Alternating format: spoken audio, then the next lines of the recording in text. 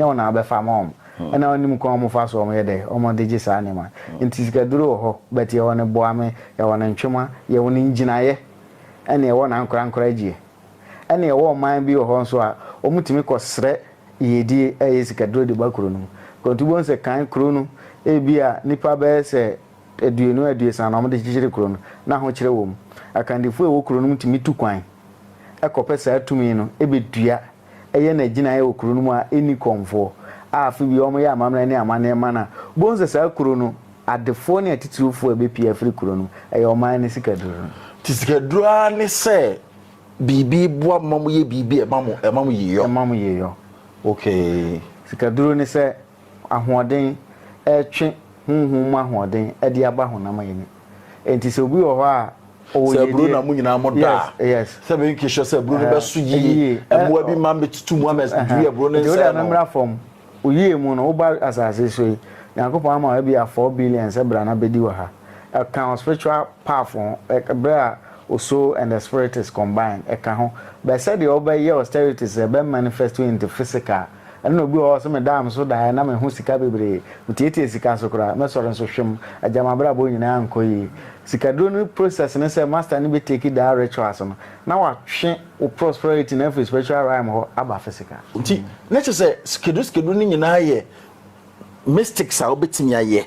na ma ade na wo ton a ye beto ama okay mo eni ma benyam say de me copy ye deny me these are the things yes okay ye nto aso ene ye wo sikaduro ni bi o ho nso a uba yesum no mo asa Hinduism mo a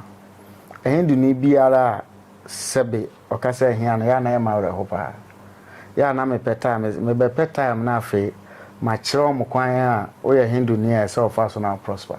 because we are the mother of all religion on this planet osum bi obi ayenim nti ahun bi o wi ase enim kwan e fa so manifest ye ne manyina yenim to Hindu ni ka se na ho kire na ya na ha me he Hinduism